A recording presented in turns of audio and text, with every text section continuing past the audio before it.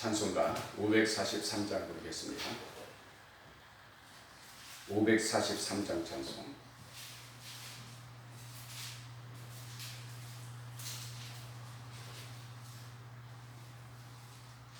어려운 일 당할 때 나의 믿음 적으나 의지하는 내 주를 더욱 의지합니다.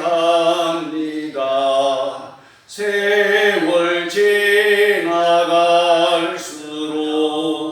의지할 것뿐일세. 무슨 일을 당해도 예수 의지합니다. 성령께서 내 마음 밝히 비춰주시니 인도하심 따라서 주만 의지합니다. 세월 지나갈수록 의지할 것뿐일세. 무슨 일을 당해도 예수 의지합니다. 밝을 때의 노래와 어두울 때의 기도로 위태할 때 도움을 주께 간구합니다. 세월 지나갈수록 의지할 것뿐일세. 무슨 일을 당해도 예수 의지합니다. 생명이 있을 동안에 예수 의지합니다. 천국 올라가도록 의지할 것뿐일세. 세월 지나갈수록 의지할 것뿐일세. 무슨 일을 당해도 예수 의지합니다. 아멘. 나는 전능하신 아버지 하나님 천지의 창조주를 믿습니다. 나는 그의 유일하신 아들 우리 주 예수 그리스도를 믿습니다. 그는 성령으로 잉태되어 동정녀 마리아에게서 나시고 본디오 빌라도에게 고난을 받아 십자가에 못 박혀 죽으시고 장사된 지 사흘 만에 죽은 자 가운데서 다시 살아나셨으며 하늘에 오르시어 전능하신 아버지 하나님 우편 앉아 계시다가 거기로부터 살아있는 자와 죽은 자를 심판하러 오십니다. 나는 성령을 믿으며 거룩한 공교회와 성도의 교제와 죄를 속받는 것과 몸의 부활과 영생을 믿습니다. 아멘. 하나님 말씀은 창세기 16장입니다.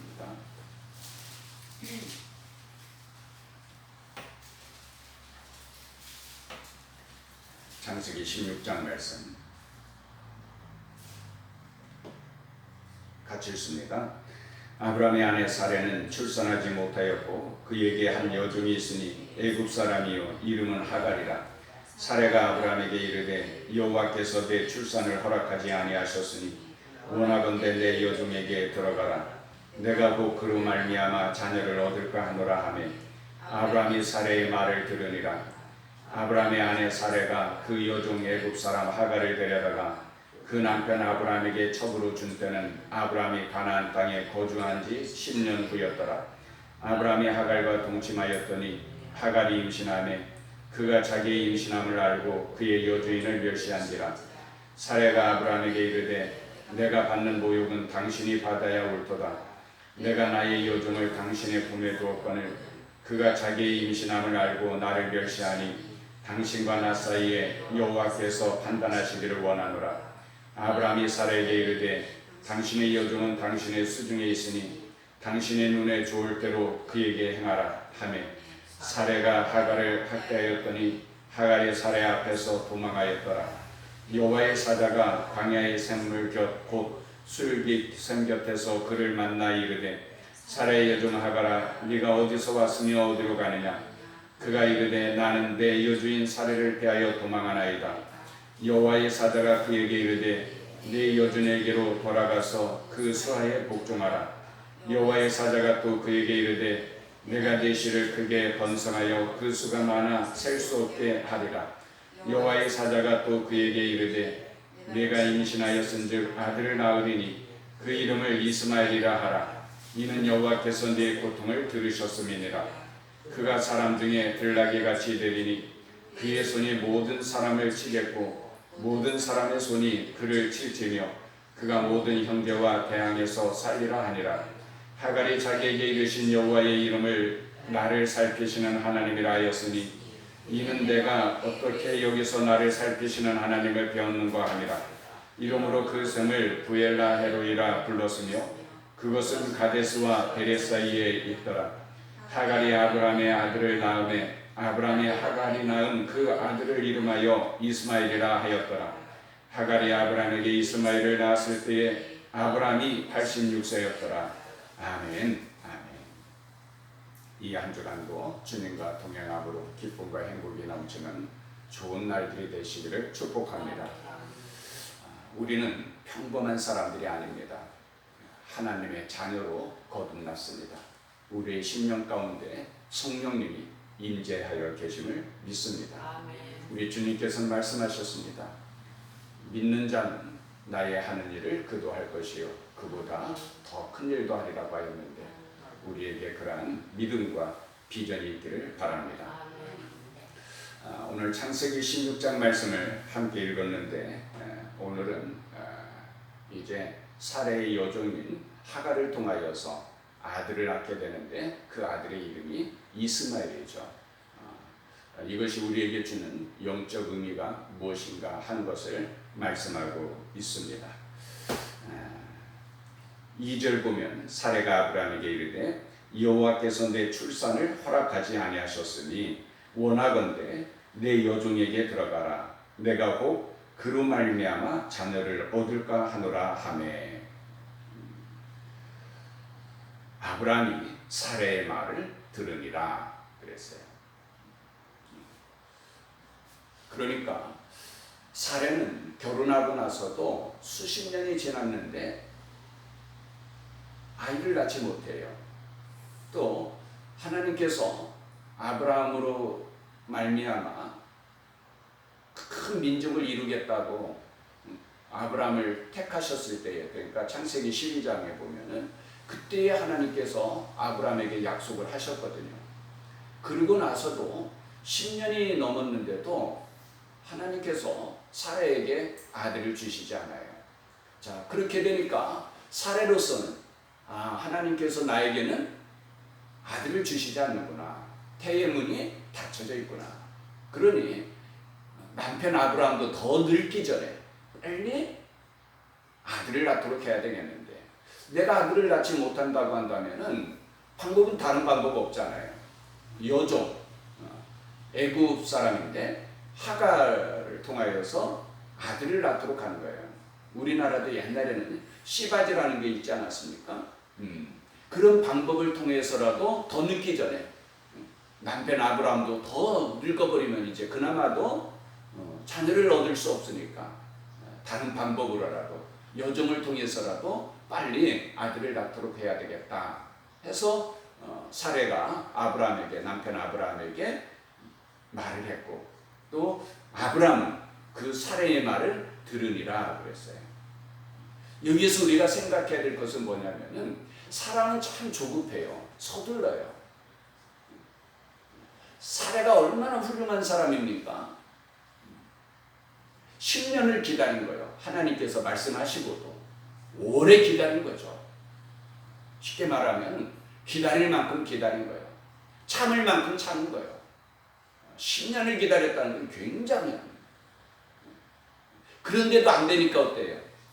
사람의 수단과 방법을 찾을 수밖에 없었다는 거예요. 그렇죠? 더 늦으면 안 되니까.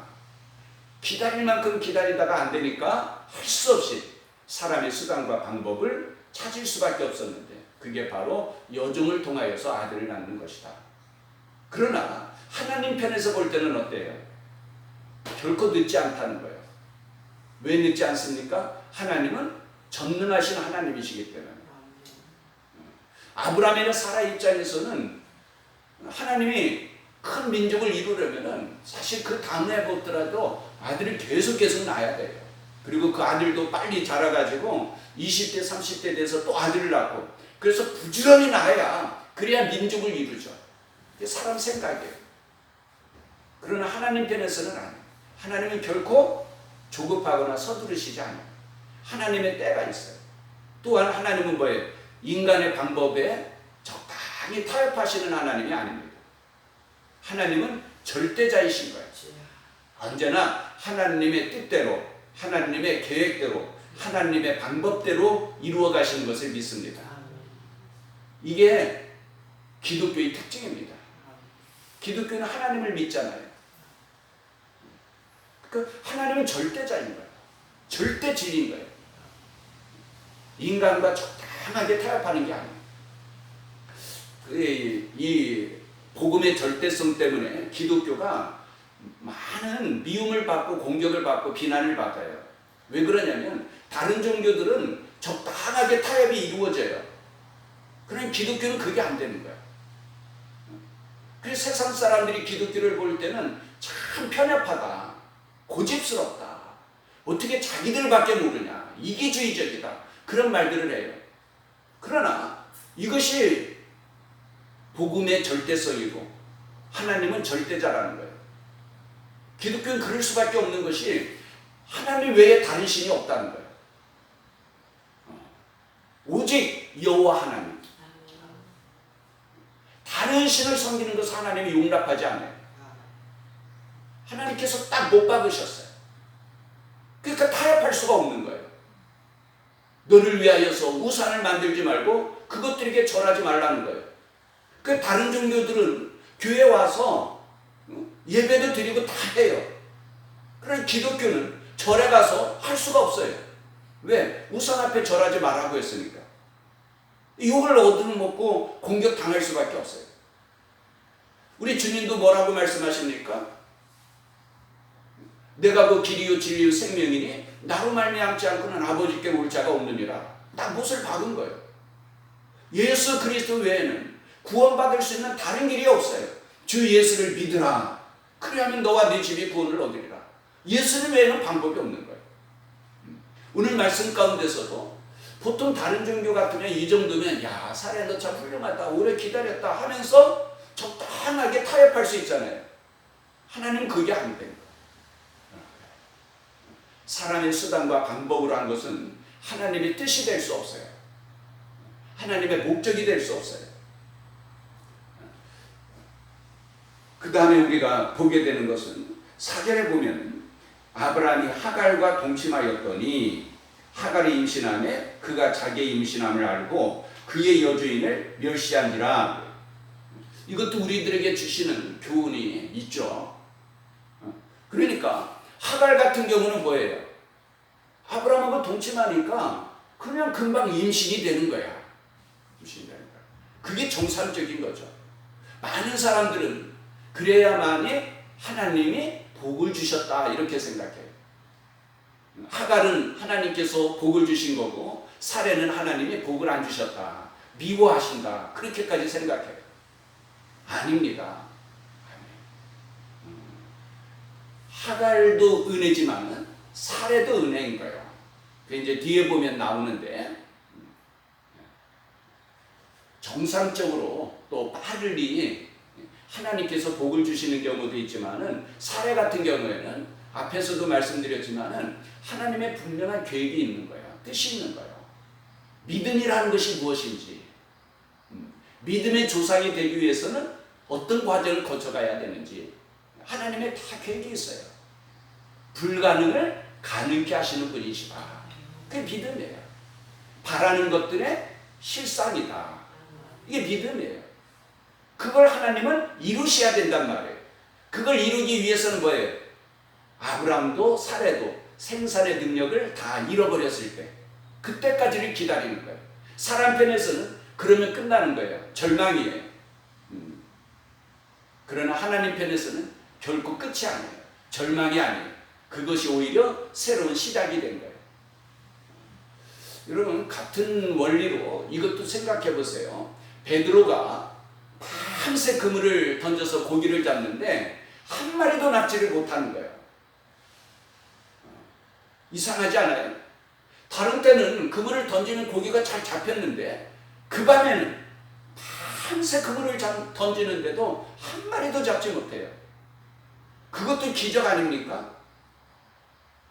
어떻게 보면은 주님께서 그물 던져가지고 그물이 찢어질 만큼 고기가 잡히는 것도 기적이지만요, 주님께서 밤새 베드로가 그물 던질 때 고기들만 피해가게 하는 거예요. 야야, 거기서 놀면 안 돼. 저쪽으로 가, 저쪽으로 가. 여기서 고기 잡히면 안 돼. 빨리 저리 가. 그러면서 밤새 고기 한 마리 못 잡도록 하는 것도 주님의 은혜라니까요. 그게 역사라니까요. 무슨 말이냐면은 내 계획대로 내 뜻대로 되어지는 것도 하나님의 은혜지만 내 계획대로 내 뜻대로 안 되는 것도 하나님의 은혜인 것을 우리가 믿어야 되는 거예요. 빨리빨리 응답 되어지는 것도 축복이지만은 응답이 더딘 것도 축복인 것을 믿어야 되는 거예요. 이런 것을 우리들에게 가르쳐줘요. 이걸 잘 모르면 어때요? 하갈은 뭐라고 했냐면 그가 자기의 임신함을 알고 그의 여주인을 멸시한지라 본 거예요. 참 안타깝잖아요. 영화를 이렇게 보니까, 아브라함이라는 영화를 보니까 하갈과 사레가 굉장히 가까운 사이예요. 주인과 종의 관계이지만 아주 친구처럼 가까운 관계로 그렇게 작품을 만들었더라고요. 그 말이 맞는 것 같아요. 그러니까 하갈을 아브라함에게 동침하도록 허락해 준 거죠. 근데 보세요. 임신한 것을 알게 되니까 사람이 변하지나요? 바뀌잖아요. 세상에 자기의 주인을 멸시하는 거예요. 그의 여주인을 멸시하니라. 여기에서 갈등이 생기게 되고 다툼과 분쟁이 생기게 되잖아요. 사람의 수단과 방법 가지고 얻은 것이 하나님의 뜻이 아닐 때는요, 복이 안 돼요. 우리는 그것을 복이라고 착각하는데 아니에요. 하나님의 뜻이 아니면 복인 것 같아도 복이 아니에요. 이때부터 가정에 불화가 시작되는 거예요.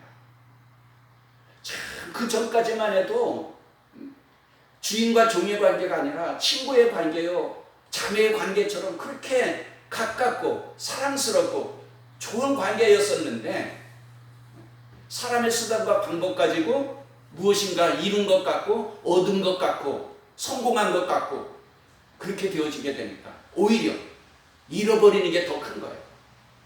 더 중요한 것, 더 귀한 것을 잃어버리게 되었다라는 거예요. 우리나라 그 장희빈이라는 그 역사 드라마가 생각나지 않아요? 마치 그런 거야. 인연왕비와 갈등이 생기듯이 그런 관계가 되어지고 만 거예요. 참 불행하죠. 불행. 자, 이렇게 되니까 5절에 사레가 아브라함에게 이르되 내가 받는 보육은 당신이 받아야 옳도다. 내가 나의 여종을 당신의 품에 두었거늘 그가 자기의 임신함을 알고 나를 멸시하니 당신과 나 사이에 여호와께서 판단하시기를 원하노라. 부부의 관계도 이제 불편해지게 되죠. 사실은 사레가 남편에게 부탁해놓고 지금은 어때요? 모든 책임 전가를 아브라함에게 떠넘기는 거예요. 참 뒤죽박죽이다. 이런 것을 생각하게 되는데 아브라함도 무엇을 잘못했는가 그러면은 앞에서 하나님께서 뭐라고 말씀하셨냐면 4절에 여호와의 말씀이 그에게 임하여 이르시되 그 사람이 네 상속자가 아니라 네 몸에서 날 자가 네 상속자가 되리라 하시고, 네 몸에서 날 자, 이건 단지 아브라함의 몸에서 난 자만 뜻하는 것이 아니라 하나님 편에서는 뭐예요? 부부를 한 몸으로 보신 거예요. 그렇잖아요? 부부가 한 몸인 거야. 내 몸에서 날 자가 내 상속자가 되리라는 것은 아브라함뿐만 아니라 아브라함과 사라의 관계 속에서 난 자가 내 상속자라는 거예요. 근데 아브라함이 뭐예요? 하나님의 이 말씀보다도 사라의 말을 들으니라 그런 거예요. 오늘 2절 마지막 부분에 아브라함이 사라의 말을 들으니라 그랬잖아요. 하나님의 말씀을 들어야 되는데, 그렇죠? 옛날에 그 아담과 하와도 그랬잖아요. 하나님의 말씀을 들었어야 되는데 아담이 아내의 말, 하와의 말을 들었단 말이에요. 이게 잘못된 거예요. 아무쪼록 우리는 언제나 하나님의 말씀에 귀를 기울이고 하나님의 말씀에 복종하며 살아가야 되는 줄 믿습니다. 아무리 사랑스러운 아내라 할지라도 또 존경하는 남편이라 할지라도 하나님보다 위에 있고 하나님보다 앞설 수는 없는 거예요. 그럼 그게 불행인 거예요. 아니에요. 아내가 아무리 사랑스러워도 남편이 아무리 존경스러워도 우리는 언제나 하나님 제일주의예요. 하나님 중심으로 살아가야 되는 것을 믿습니다. 기도하겠습니다.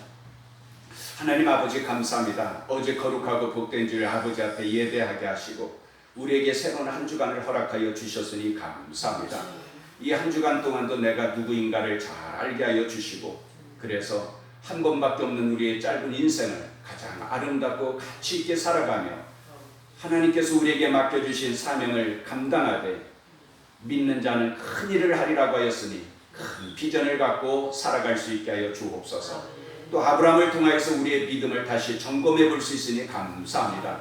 하나님 아버지, 큰 믿음으로 하나님을 기쁘시게 하며 하나님의 역사를 이루고 하나님께 영광을 돌리게 하여 주옵소서. 예수님의 이름으로 기도합니다. 아멘. 하늘에 계신 우리 아버지, 아버지의 이름을 거룩하게 하시며 아버지의 나라가 오게 하시며 아버지의 뜻이 하늘에서와 같이 땅에서도 이루어지게 하소서. 오늘 우리에게 일용할 양식을 주시고 우리가 우리에게 잘못한 사람을 용서해 준 것 같이 우리 죄를 용서하여 주시고 우리를 시험에 빠지지 않게 하시고 악에서 구하소서. 나라와 권능과 영광이 영원히 아버지의 것입니다. 아멘.